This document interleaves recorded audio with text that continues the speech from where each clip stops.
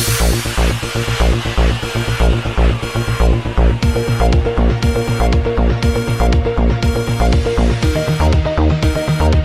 اللہ الرحمن الرحیم۔ السلام علیکم ناظرین، ڈپٹی کمشنر فیصل آباد محمد علی نے واضح کیا ہے کہ انسداد ڈینگی کے سلسلے میں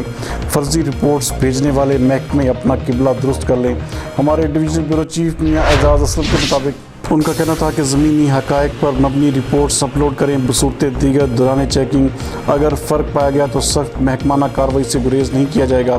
انہوں نے یہ ہدایت ڈسٹرکٹ ایمرجنسی رسپانس کمیٹی برائے انسداد ڈینگی کے اجلاس کی صدارت کرتے ہوئے جاری کی، جس میں محکموں کی جانب سے سرویلنس سرگرمیوں کی پیش رفت کا جائزہ لیا گیا۔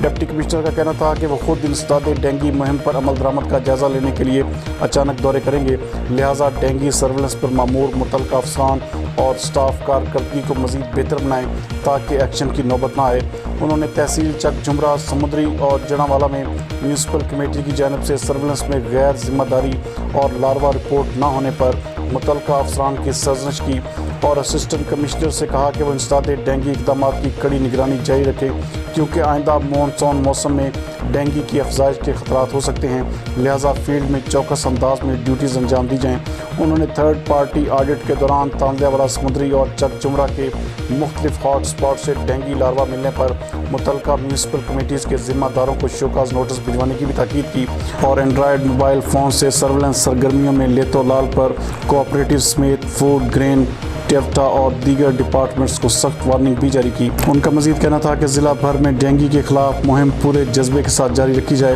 اس سلسلے میں محکمانہ کوششیں ہرگز مان نہیں پڑنی چاہیے۔ انہوں نے تاکید کی کہ روزانہ کا سرویلنس شیڈول بنا کر عمل درآمد کرایا جائے اور انسداد ڈینگی اسکواڈ فیلڈ میں کام کرتا ہوا نظر آنا چاہیے۔